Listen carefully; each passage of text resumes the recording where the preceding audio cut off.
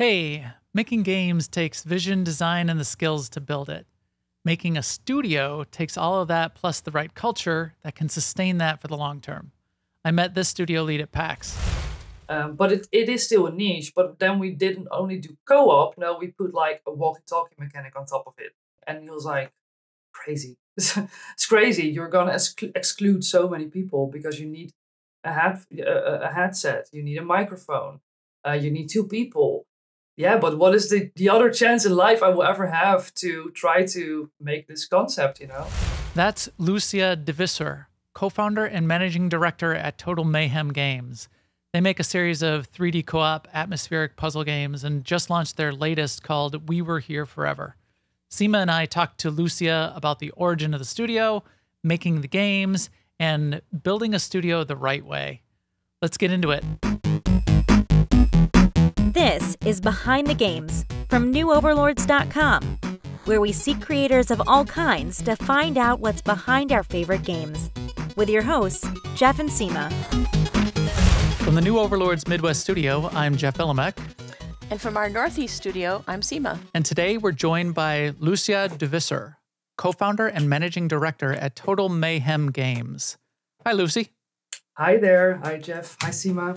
Well, hey, it was great meeting you at PAX. You guys and your whole team that was there were one of the most exciting groups that I met with, so I'm really glad that we got you on. I figured a place that we could start, because it's pretty interesting the way you guys got started, is sort of the origin story of you and the studio and how everybody sort of got together. Yeah, well, it's actually a really cool story because we all came, like I have my company owned with 5 other guys. And we were once students in Rotterdam, the Netherlands, and we did a minor called Game Design and Development. But before that, we were all actually doing other stuff. Like a few of us were programmers, a few of us were artists, and me myself, I was educated to be an artist too. I did art school. The study was called Lifestyle and Design. It means that you're like going for some kind of art direction, creative direction. That kind of stuff. But we all had, of course, one passion, and that was gaming. So when we noticed that the minor came up, me, for example, got informed by a friend of mine. She was like, oh my God, yeah, this is your chance. You know, you love gaming. You are a gamer since you were like 4 years old. Why don't you try it? And I said, like, yeah, I couldn't do that. I'm a consumer, not a producer. I cannot make games. And then she said, like, yeah, but there are many different tasks in making games. Why don't you just try it? So I did, and that's where I met the other co-founders. And we actually had only 14 weeks to make a 3D platform game, which was our first game. We Were Here, and we made it, and we had to get a good grade. We had to have at least 1,000 downloads on Steam, and we had to launch it by before 2nd of February 2017. So we actually waited till the very last moment to launch it because we were like working on it day and night. We were very passionate and we really, really stood behind our concept. And then we launched the first game just on the day that we had to deliver it, actually. So we were very scared because we didn't know if we would get like enough downloads. And then on the first night, one of my co-founders, Chris, he came to me and he said, like, Lucia, have you checked Steam? I was like, no, because I was also the one who organized the whole release party that we did together with the other teams of the minor. He said, like, yeah, we have 10,000 downloads. Wow. What? It's only up for like 2 or 3 hours. It was crazy. And yeah, it's we had in the first month like over 200,000, and the second month 400,000, and the third month 600,000. And yeah, it made us think like maybe we should do something with this. But I think that the greatest, what made We Were Here so unique, especially in our condition, was that we had no limits on our minor. It's school. There's no producer looking over your shoulder who's saying like, oh, you have to deliver this in this time because otherwise we lose money. So we had complete creative freedom to deliver something that we were very proud of with our like development or artistic vision. And that was bringing people together, like creating something, an experience for two people. It was actually the time that Battle Royale became kind of a thing. And back then, I really hated the concept. And not because I hate the concept of one person wins, but it was because it was yet again a genre that was completely based around you. Like, I am the only one, I'm the sole winner. And I was together with my team looking for something that was actually the opposite. Like, even if it's sometimes hard to communicate, communication is everything. And creating a bond with someone is very important. And we wanted to do something with that. And I think that other people recognized that and were like, yeah, we miss things to do together with like one person, not a crew or a group, but like a bond that you have with just one friend. So yeah, I think that's for people that aren't familiar with the game and the series. Seema and I have played it, and we didn't bond though because we can't stand each other. She was yelling at me. No, find the thing. So the way it works is it's almost kind of it's a puzzle game. It's a co-op puzzle game, and in some parts you're separate, and some parts you're together, and you need to put pieces of a puzzle together in a 3D environment. So you're walking around, you pick up objects, and you find a key, and someone else finds a different key, but you need to get your keys to each other, for example. And so Seema found this basket that would go between our two areas and put the key in the basket, and we moved that back and forth, and then the key opened a thing on my side, and I had half of a puzzle on my side, a control board, and she had half of a puzzle on her side, another control board, and we each had to move the pieces that we could control to to solve that piece of the puzzle. Right. So that idea of it's definitely co-op, it's puzzle solving, it's kind of escape room feel. Yeah, we always identify as really a co-op puzzle adventure game.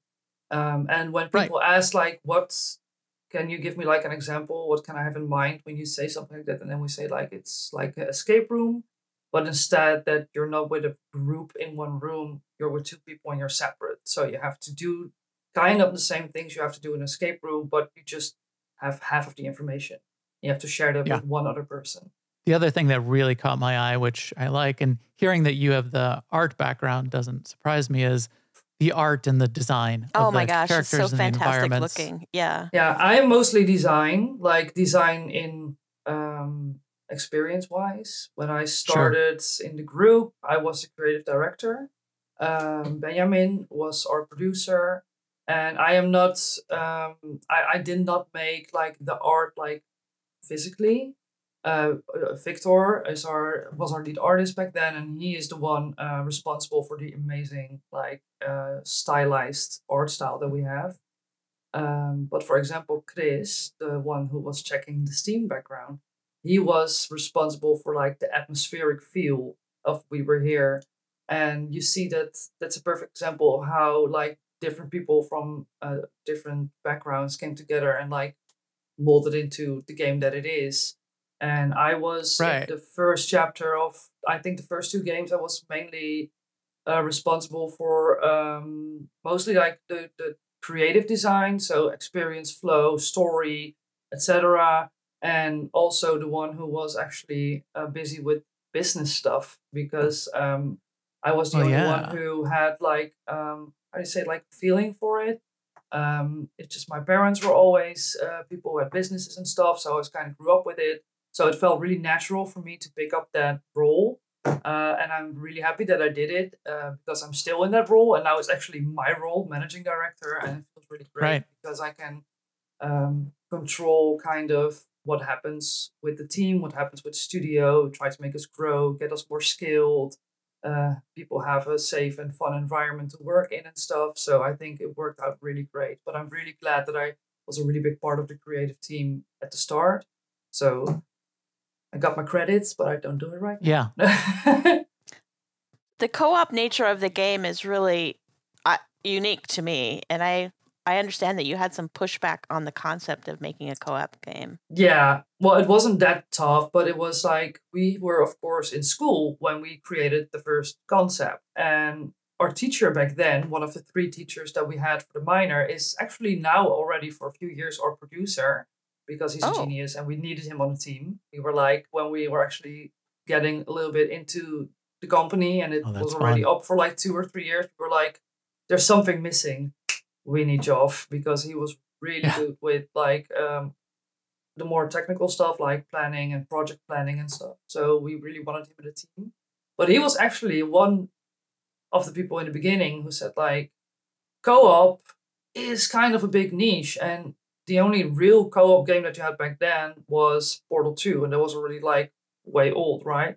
Then you had Keep Talking, Nobody Explodes, but that was also really a niche. Of course, it has like a huge following, and everybody loves Keep Talking, Nobody Explodes, us too, obviously. But it is still a niche, but then we didn't only do co-op, no, we put like a walkie-talkie mechanic on top of it.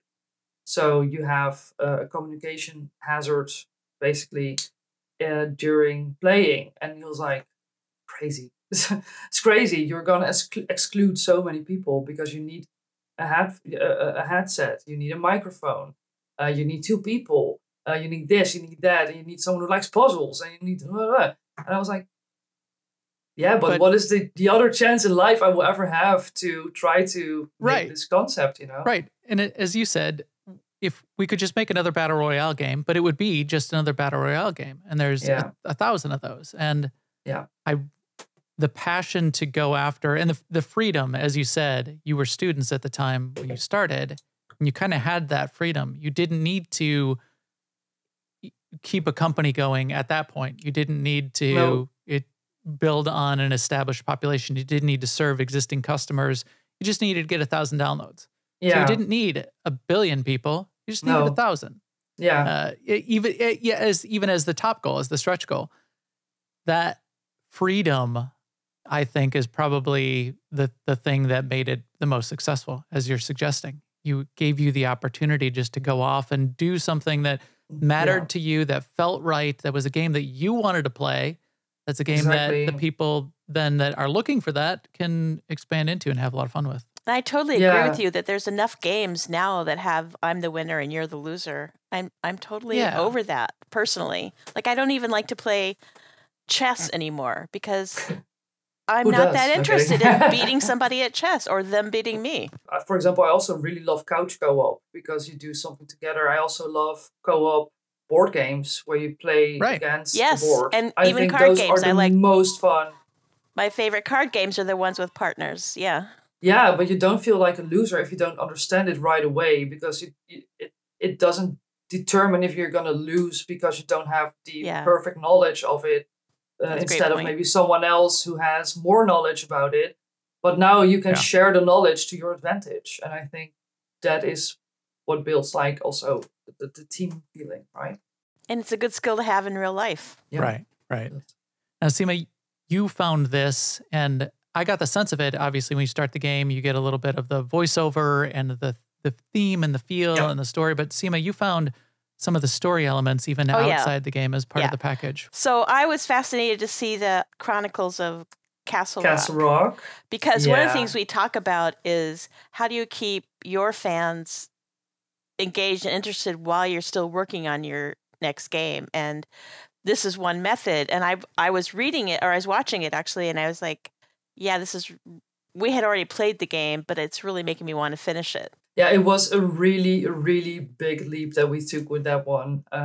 It came from a very, very unexpected corner, angle, I don't know. Like our creative director, Ruud, he's a really good writer, and he's a very emotional person. He's really good, like, to put his thoughts and emotions onto paper.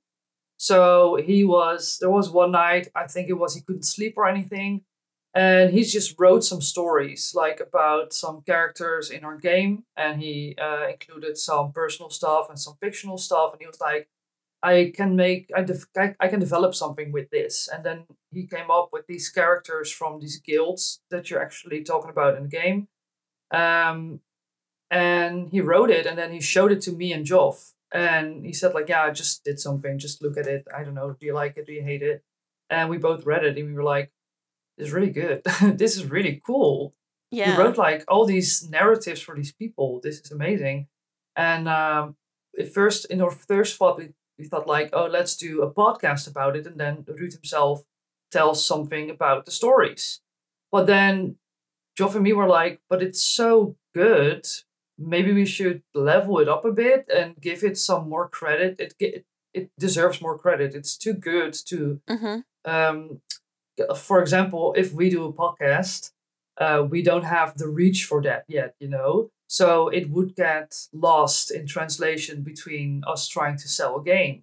But if you make it something that is something worth the watch and that's really a high value production, then we get more chance that people actually see it and enjoy it. So we thought like, let's just make it our launch strategy. So we did that. So we hired an actor, we hired a location, we made 1,000 props, we hired like a whole team and a whole crew. And we just said like, let's gonna do this. And we did it. We managed to like create the whole thing in 3 weeks. It's incredible because it gives you with deadlines, like a touch of the story, but it gives you see the artwork.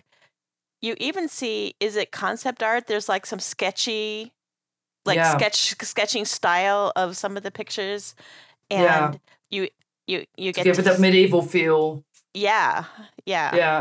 I'm really proud of the project. I think it's one of the coolest things we ever done because you're a game developer and people think, oh, game development is really cool. I want to be a game developer. But I have never developed a movie or a series or something like that. So for me, that was like, oh my God, this is so cool. I'm working with an actor and a crew and it's a whole new experience. So. Yeah, the actor seems like the perfect voice and it was the way good. Everything. Yeah. You started to talk a little bit about the business end of things, which I think is fascinating, that you had to sort of figure that out as you went along as well. Yeah, we did. Yeah. I'm sure you had to come up with the decision of how you're going to price the game and cash shops and, and upgrades and put it on Steam or not put it on Steam. How did that process sort of come together? Well, it all started with Steam, and our game is actually for free, like we were here. And we decided to always keep it that way because right now our level of development is so much higher. It's like the quality increased incredibly over the past few years. So it's not representable anymore for what we do now, but it does have the same concept. So we tend to say if people are undecisive, if they want to buy the game, we don't push them into just buy it and have fun. We say like, just try We Were Here. It's for free on Steam. If you like it, then there's 3 more, idea. And it actually works out really great because the first game is just like 1.5 hours. And if you get hooked, then you get hooked and you want more. So it's actually a great business structure kind of. But it's also, I feel like, something we do for the fans because we value people who fell in love with the series more than just a quick cash grab. We don't do it for that. That's not the intention that we produced the whole game series with in the first place. But I remember that when we were developing the second game, which was in 2017-18, we first had to struggle with all those things, like what are we going to do with the price and what are we going to do with launching, and we had to delay because we had kind of already some bigger ambitions, of course, because now we were actually a real studio, and we did not have a really good studio because we were actually in the basement of this building, which was full with lawyers and stuff. We actually had to get in through the back door because we didn't get a key from the realtor to get through the front door because they were ashamed of us, but they just really wanted to rent the basement. So they said like, okay, you can sit in the basement, but you cannot enter via the front door. They actually, in the first place, wanted to let us have toilet visits at my parents' lunchroom, which was across the street, because he didn't want us to mix with the lawyers because they pay a lot of money. It was really sad. But if we went upstairs to go to the toilet and we saw some of those people walking around, they were always super interested, and they all had sons and daughters who played games. So they were like really fond of us. So they also did not understand why they were on such a high horse about having game developers in the basement, because everyone who worked there thought it was really cool. So it would be a feature. I would love that. Yeah, in any office building I've ever worked in. But yeah, we had some struggles. We had no money. The only money we had went straight to keeping the servers up for We Were Here. So we did not earn any money for We Were Here, but we only had to put in money to keep people playing. And then we had to pay 300 euros a month for the rent of the basement. But we had no income, and one of us was also still graduating. We all postponed our graduation to develop the game. So we were actually very low on cash, and we just had to pay money to keep everything going. So we were really anxious to put out this first game for a price, and we put it out for, I thought it was like $9.99, and we thought it was a really good price because the development was still 1.5 years, and you had to both buy a copy. So it felt like just an easy step in, you know. And everybody was like, yeah, it's super, super worth the price. We just wished it was longer. So that's also why every game just tends to be longer than the last one, because every time we launch one, everyone said, I love it, but longer. And now we have the first one, We Were Here Forever, the fourth one, the fourth installment of the series. And now they're saying like, yeah, this is good, but it's a bit long. We're like, what do you want? Come on. What do you want? So now we know between 8 and 12 is the sweet spot. So that's what people like, apparently. Yeah. Now, I know you had a challenge, and some of your fans and customers ask, why do I have to buy 2 copies? You need 2 people to play the game. And now you've got online co-op, so you've got a bigger pool of people to play with. But where did you come to that decision, and what's behind the friend pass, buy 2 copies kind of aspect? It's actually pretty easy, because when we started, We Were Here was free, so there was no friend pass to give, because you can't give a friend pass on a free game. But we were actually exactly in the era that Steam stopped doing 2 copies for in one bundle, because a lot of people bought the 2-copy bundle for a lower price, because you buy 2 at the same time, and then they would resell the other one on the black market. So we were also like one of the last ones who did Steam Greenlight. And we also asked them, like, can we do the friend bundle that you can have 2 copies? And they said, like, yeah, no, we don't do that anymore, because there's too much black market stuff going on there. So we understood that. We were kind of disappointed, because that's the whole thing about having co-op experience, that you can have 2. So then they said, like, yeah, just do 2 copies. So we did that. For then we could have chosen to do 1 copy for 20 euros, and then like that you could invite a friend or whatever, but it was really complicated for us to manage to do that. So we said, like, okay, 2 copies. And then like 2 years ago or something, then the friend pass got introduced, and we had this opportunity to change like the monetization system from 2 copies to 1 person, and then the other one is invited by. Because most of the time there's 1 person that's really invested, and then he or she's looking for a friend. But it felt really off for us to just change the system mid-through series. Plus, we love people to kind of have ownership over a game, because we sometimes have that you play with a person, and then for some reason the other person cannot play anymore. And if that person is the copy holder, then you don't have the game anymore. And you lost the game. You lose the game. And now you both have like the process, and you both have ownership, but you both pay half the price. So that's like kind of the system that we kept on doing. Will we never do a friend pass? No, maybe in the future. Maybe if we work on a next project and we want to like do it more like the other co-op games do it, sure, we can always look into that. But for the We Were Here series, as it is now, I think it's most clear and most fair to customers to keep the same expectations and not change something like mid-series. So that's basically the whole thing behind 2 copies. I like that. I like the idea of the ownership of the game, and 1 person buys it and maybe convinces another person to buy it. But then the other person who got convinced falls in love with the game, and then they go and convince another person they want to go play with their other friend. Or yeah, because if the one who got convinced first wants to play with another, then that person has to pay $40 or euros again, instead of the price for 1 person. Yeah, that's so a great point. We thought it actually felt more fair But I feel Right. like a lot of people feel like the And friend pass feels more fair. But I think it's just both sides of the coins kind of thing. One person likes the one thing and the other one the other. It's a low buy-in. It's a low price. It's not you're not paying $50 for a game and $40 for a game. So it's exactly. It's easy to do. Both people can just pitch in on their side. You would probably be splitting the cost between two people picking it up anyway. So I think it works just fine. That like another person who buys it. Just in the Netherlands, we have I think in America it's called like Cash App or something. That you can send someone a link, like pay me this amount of money, and then you get it on your bank account or something. Well, we have Tikkie in the Netherlands. It's very famous because we're very greedy people and we love every cent.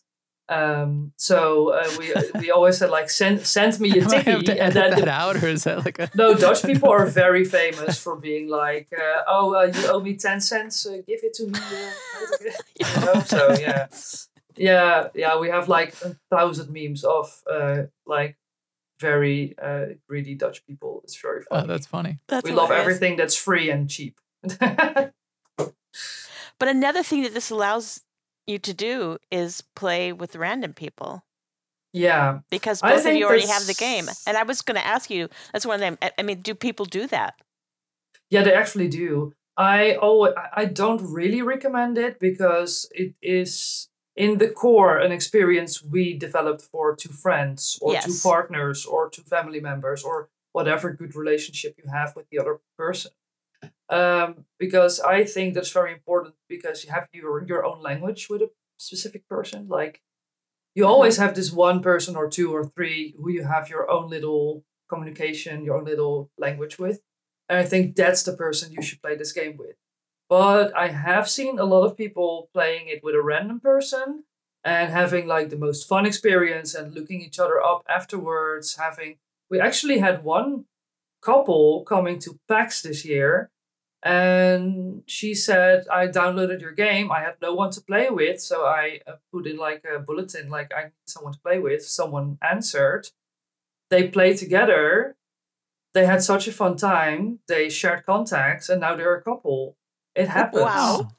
It really happens. And they're not the first ones. That's the funny part. It's like it happened actually quite a bit that people have or a relationship or a friendship or whatever coming out of playing a We Were Here game.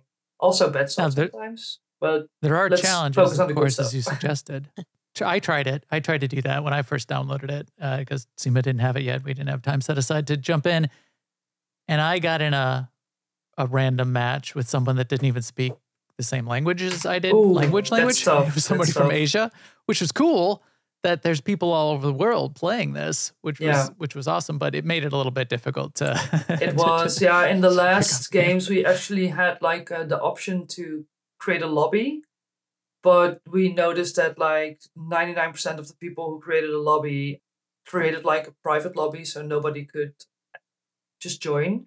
And that a lot of people who opened the lobby were not present or just said something in their own language and then blocked you out or something. So we were like, we need to find a new way to get this going. Yeah. And this was the first thing we come up with, or the best thing we come up with. I think it works great. And as you said, I think it really works the best with friends because you also need, and Seema and I discovered this, and we've been working together on podcasts and things like that for many, many years. So we were able to work through it, but you need patience and you need communication and you need to allow someone the time on their side to go find a thing. And you have to describe something in a way that makes sense. And describing is very important. Yes. Right. And unless you unless you can communicate and you're patient and you're in a collaborative mode with somebody, it can be quite difficult.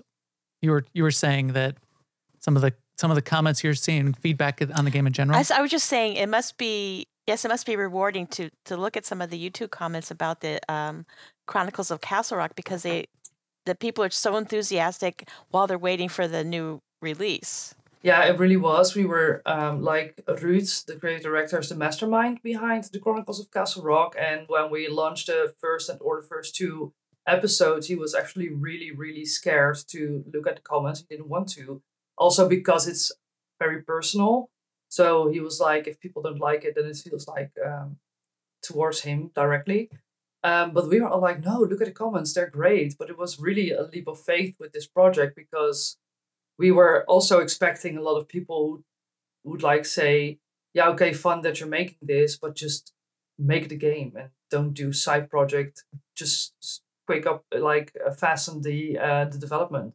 But actually, it was like maybe one or two. The other people were so sweet, and I think people really underestimate how developers feel when they see like encouraging or lovely or positive comments, because it motivates us so well to continue the development of our game. Right. It was really good to read all those positive comments and people liking the actor, liking like the whole background stuff.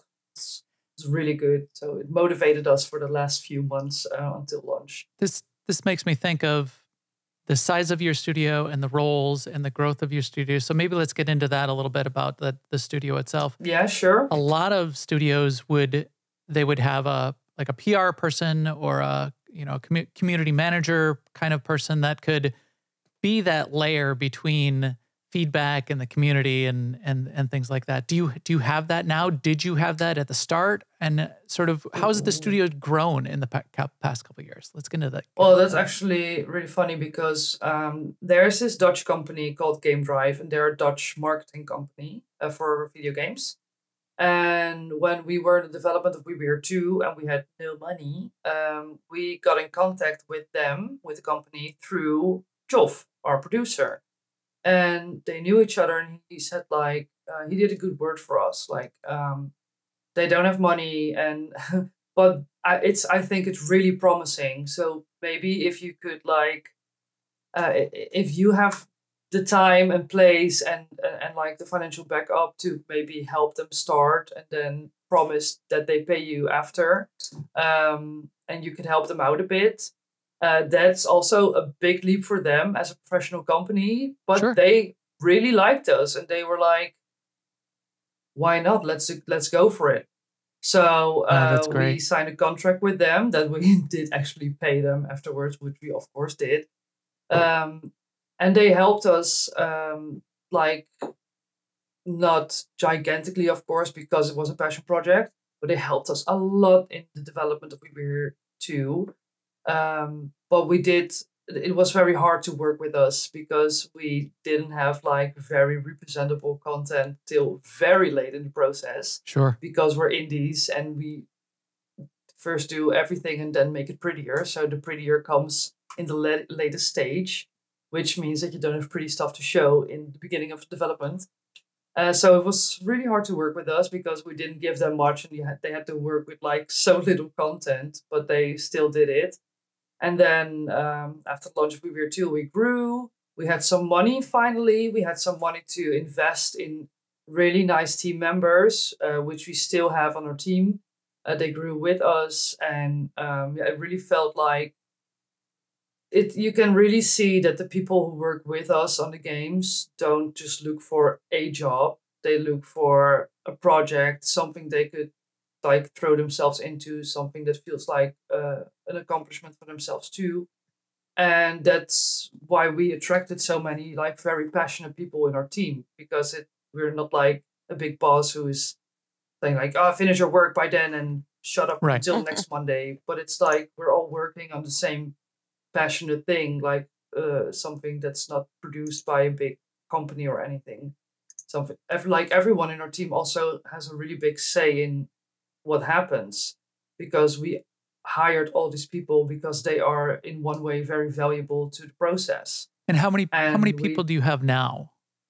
We have 25 employees, and we have then the Game Drive company, and we have some people who do some freelance work for us, like sound design, an extra animator, also our lovely music by Tom Walkers, for example. So yeah, but I think we're around 40 now if you count all those people into.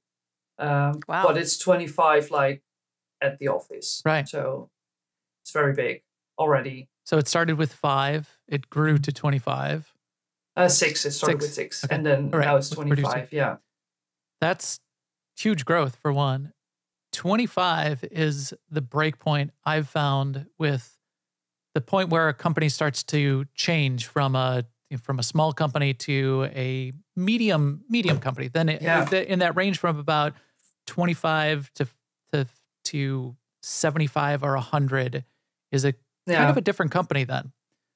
You start to need to think about HR and legal and, different things that you didn't have to think about when it was just 6 people. Yeah, when we were 6 people, we were just going on and on and on with no limit because it was just us, we just went as far as we could go. And now I am still also HR because I don't trust anyone else. Really, I am very invested in the people we work with, and I have some very specific ideology about how you should work with people and how people should be treated and how they should feel safe. So I'm not very comfortable to give that very important part of our company away to someone else because I value it so much. We had to at one point have kind of a hierarchy in the team, because if you have so many people, someone has to be one representative for that team, right? And then instead of having 10 or 15 people at the table, one people should represent those team members and talk for them and talk back to them. So then leads became a thing with our team, and it was kind of hard because not everyone who's also an owner of the company is a lead. And that was in the beginning kind of tough because someone was just your direct colleague, but also your boss. Yeah. So it was really hard to work with that for the last couple of years, just because it was such an unclear kind of area for a lot of people. But I think that where we are now, everything is really clear and we have a really good communication with our team members, and we have a good hierarchy now and everything is sorted out. And I think that we're going in a really, really well direction to be like a more professional company every day. Oh, that's excellent. I can imagine, and it sounds like you've gotten past that. And this does happen with small companies turning into larger companies, especially with the founders. It's a really big learning curve, yeah. And the potential for drama. I mean, just for business drama, people not pulling their weight, people not getting into arguments about the direction and vision of the company and that kind of thing. Being able to be past that was really tough. Because at one point it's like, who has the last say in something, and everybody had an opinion, and which is really good because that's what makes the product so unique, because a lot of unique people have these creative visions about it. But if you have 3 people who have a say about it, or 4 people or 5 people, because everybody wants to say something about it, then you're going to get in a fight. Right. So that was one point that we really had to have this serious conversation. Okay, we need to be more clear to the team, and we have to decide now and then who's doing what and who has a say in what. Sure. And from the moment we did that, everything cleared up. It was such a relief. We felt like Atlas holding the world on our shoulders, and nobody knew who to take it, And then we finally had this moment that also for our employees it became more clear. And I noticed now that it becomes more clear every time, and especially for people who are new to the team or from the past year, they grew into the company that already had a better hierarchy, so they have a better feel of their place in the team and their responsibilities to the people who are already here for 5 years. So it gets better every year. I don't know. You might have to change your company name. One day we'll be professional. You might have to change from Total Mayhem to Total Harmony or something like that, because you guys are working so well together. Total Harmony, Total Harmony Games. But we had a lot of fun tongue twisters on that one already. People can give our studio the weirdest names depending on what stage you're in. Okay. I've already started the memeing in my own head on that. Yeah, I see. Oh yeah, it's very funny also that a lot of people tend to write our names wrong. So we had companies according to us as Total Mayhem Games or Total Mayhem Games or whatever. And It's Wow. It's just an English word. It's not that hard, right? Right. Yeah. I like the word mayhem. It sounds like it's going to be fun. It sounds great. It also sounds, from that and the way that the team has evolved and the culture that you've sort of put in place, that it's a really fun, interesting, cool place to work. In fact, we wanted to get this interview done this week because next week you've got a cool team week going on with your team. Oh, yeah. What is that? Yeah, everybody needed a break after the development of We Were Forever because it's been crazy for the last few months. We really don't like crunch time, and we were very, very aiming on not having it because we hate it. But we have certain ambitions, and our team members were like, I'm not going to finish this, not by my own standards, because it's for every person who works in this team, it's also like their business card for what they can do, what they represent. And they were like, I'm not going to do this under the standard that I have. So I'm going to work for it till it's finished the way we want it. So yeah, you can't really argue with that. I really understand it because I have the same mentality. I want it to be representable for what we can do and what our vision is. So we were really like, after the release, it was mainly the developers, like the programmers, and marketing that had to like stay on because you of course have some day one patches and some bugs coming up because in a second you have like thousands of people playing, so there will be something coming up that you did not foresee, right? Right. So they were the unlucky ones who still had to like work full time. But also the artists and stuff, we said like just rest for a moment because you worked so hard to make this beautiful game. Just take a bit off, and then we really want to kick off like a new season in Total Mayhem Games, and we're gonna do some fun projects after that. Not gonna say anything about it, but there's gonna be fun stuff. But we really we all worked remotely for the past few months, of course, or even years because of this lovely pandemic that we had. So we were really focusing on bringing people together again. So the whole week is completely built around looking back on the project that we did. What did we love? What did we hate? What do we want to change? What do we want to keep on doing? A lot of talking about the future, just talking about some cool ideas, and also just like having fun, like doing some fun stuff out of the office that has nothing to do with work. And one day having like a lot of fun inside of the office, playing games, doing stuff, karaoke, just having fun with your colleagues again, not talking about work. And then we're going to kick off the new season. So yeah, I'm really looking forward. It sounds like a great mix. Yeah. Right. Yeah, I think it's really important to evaluate a process because you need to learn from your mistakes, but you also have to encourage the things you did well. And just talk about it with the team. And that's the only starting point where you can grow. So it's really important. Yeah. I love that idea of the season break too. I mean, there tend to be breaks between projects for any kind of organization. Treating it in terms of a season and having sort of like that, both the mental break and then that reset of what did we do? What was last season like? What is this next season going to be for us? Yeah, we do want to do a bit more simultaneously. I was going to ask about that. I do feel that there's always one big project that we will do where basically the whole team will work on. And because it's such a big project, you need to look really closely to the process and evaluate about that. Because I think that's the only way that you can have a harmonious working space. And I do wonder, as you said, as you get bigger and as the projects potentially get bigger, you may end up starting to overlap projects. There might be planning for the next season that's happening halfway through the first season. That kind of thing is pretty common. But even there, you can separate that and you can still have that sort of break between the seasons. Yeah, because our team is so small. I mean, 25 people it may sound for someone who is in a smaller business sound really large, but it's still actually kind of small because you still know everyone. It is something you say, oh, I will never be like them. But I really don't like the idea to have a company one day where I will see someone in the hallway and don't know who they are.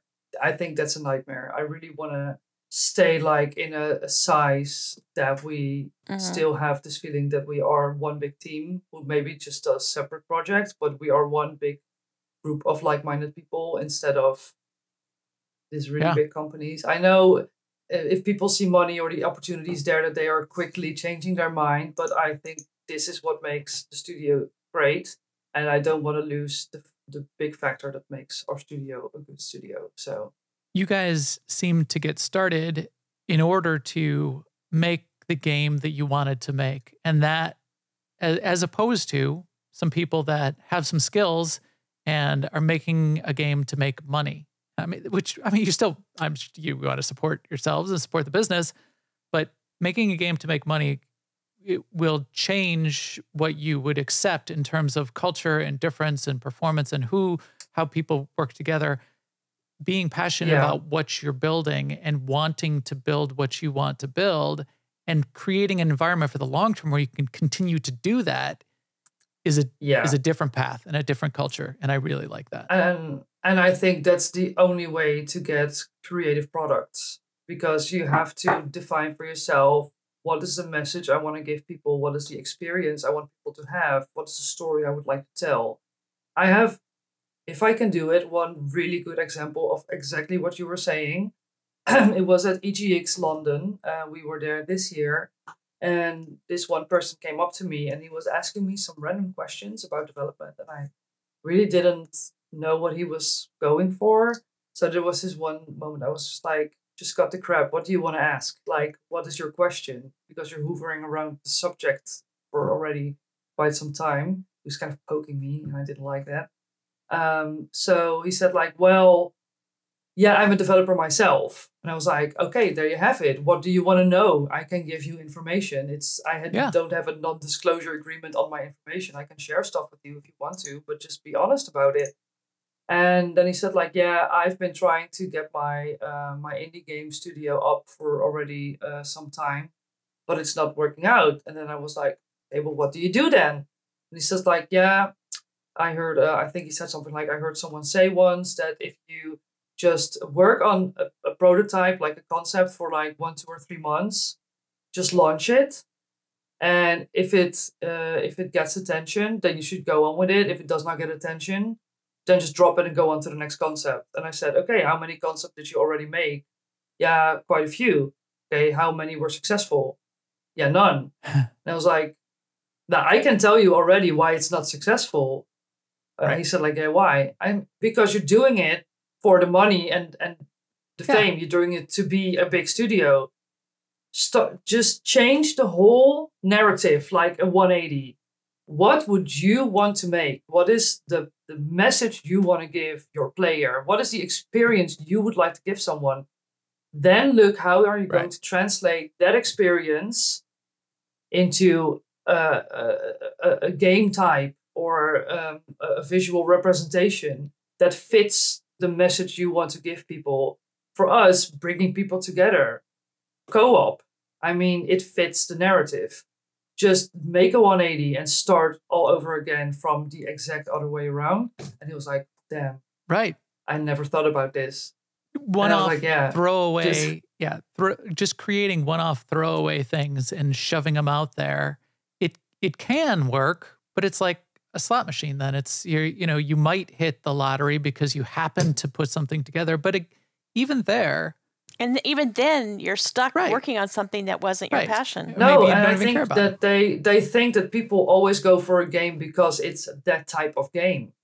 No, people look at it and if they like the art style, if they like the narrative, the characters, everything around it, the message, the mechanics, if they love that, then they're like, oh, I want to try this game. It's not, oh, another Battle Royale. Yes, I love Battle Royales. Let's go for this one too. No, you're like stuck with your one because you're like, this one fits my narrative. If you like war games, you're going to play Warzone. If you like stylized games, then you go for Fortnite. Right. So it's all the other things, not especially the whole game type or mechanic per se. Yeah, that makes sense. let's take our last couple minutes and talk a little bit about the future. And we could go two directions here. We could go, what do you see as the future for you and Total Mayhem? Or what do you see as the future for the gaming industry? Because we're sort of at a pivot point where things could start going in some interesting and new directions. You've got things like NFT-based games and the metaverse and artificial intelligence and weird things happening. Do you foresee any of that coming to Total Mayhem, or do you have fears about that? Where do you see the future going right now? Well, actually, we get approached by a lot of companies who offer, for example, NFT mechanics in our games. We have no in-game monetizational system or anything because it absolutely does not fit anything that we do. So of course we thought about it, but we didn't think about it really seriously because it also we're not really a hype game, Right. I mean, for example, I looked at Fall Guys and I was like, oh my God, imagine if you are the studio who made Fall Guys. That's crazy. You get so much fans and enthusiasm and everything. And then it was just 2 months and they were gone. Right. And I was like, oh my God, I felt incredibly bad about it because I loved the concept and they couldn't just keep up with the demand. The fans were going too fast and they couldn't produce as fast as the fans would love them to do. And then I was really glad, I'm so glad we're not a hype game. Right. That people build on our studio and they are long-term fans. They want more and they want to see what we do next. And I think that is also what we're going to play on for the upcoming projects or whatever we do, is we know who loves us and we know who loves our games. And we're going to keep providing games for them because they are the ones who stuck with us or just get to know us and want to see more. And we really like them. They're a really good community. We have a Discord channel. Everyone is incredibly sweet. People are super personally attached to the studio or the games. We have a lot of fans we talk on regularly with. And we really love that community. And now, for example, we got on TikTok lately. And we got a lot of people from a lot of girls, a lot of people from the LGBTQ community who finally found us. And they were like, why haven't I found you yet already? I love your game. It's very inclusive and whatever. And I was like, yeah, come join us. We're the good side of the internet. Right. And we want to stay on the good side of the internet. So, yeah. And maybe that is the challenge for the future. Is how do we exist on the quote unquote good side of the internet and how do we grow that part of the internet? How do you? Yeah, I think, for example, It Takes Two and stuff, they're also on the good side of the internet. They have all the people who love co-op games and love experiencing stuff together and having a fun time. And I think that we share a very big similar crowd, and I love that crowd. It's a good crowd. So, well, I think that's keep with us. Being the change that you want to see, I think is the really something we can all take to heart. And be part of it. Create it for them. Create that safe space where they can have that safe gaming environment with each other. And in doing that, you're creating for yourself and for your team a place where you can live and work and be going forward. You're sort of creating your own future, not just these, one-off flash in the pan, do a thing, move to the next thing. And yes, there's money, but no satisfaction and no ownership of that future thing that you're growing and curating. Yeah, we are really looking for long-lasting stuff. We want to build a universe. So I hope that's what the future has for us. Well, that is excellent. I'd vote for you. We certainly had fun in the games, and I would live in that universe. It's beautiful. It's got good themes. Yeah. It's got good roots and foundation and culture. And so more power to you. And really congratulations on the launch and the success you guys have had so far. This has been an amazing conversation, and I know we've gotten through a whole bunch of questions here. Hopefully this has been really interesting to everybody that's playing the games and just opens up that view a little bit more into what Total Mayhem really has going on. That I think is something we all can both learn from and have fun being a part of. So yeah, I hope we get a chance to talk to you again in the future when the next thing is coming out of Total Mayhem. Most certainly. And I also have some little thing for you guys because I really love this conversation and the whole opportunity to be on your podcast. So I will send you both this beautiful piece. It's a beautiful snow globe with the two characters of the game. Yeah. So for everybody who's looking and not listening, or if you're listening, I'm showing a snow globe. Oh, that's amazing. It's with the two characters. Yeah, it's really good. So I'm going to send you a care package for the Weemer. Well, that's awesome. Thank you. We have no merch. We have nothing that we can trade or send back one to day you. you we will. have snow globes. One day we for will. the next game, you will send me merch. There we go. Listen to That's right. That's right. All right. Well, this has been great. Thank you very much. If people want to reach out to you and find your Discord and all of that, where should they go? Let's see, because it's really handy, but in some places we are called We Were Here Series, and some places we are called Total Mayhem Games, but our Discord is called the We Were Here Series. But if you go to our website, which is totalmayhemgames.com, you can have every link to every social place, to our Discord, everything you want to know is there. So, and your podcast is really fun too. I enjoyed listening to the latest episode of that. So that's there as well. Oh yeah, we also have sometimes a small podcast, not as regular though, but we were very busy, and we will have some fun stuff coming up, like talking also about the music and stuff. So excellent. All right, well, but listen to this one. This better. I don't know about that. We will definitely stay connected. And again, thanks. Thank you for having me. Thank you very much. This has been a New Overlords production. For more, please visit newoverlords.com for video, subscribe and feed links, and other ways to help the show.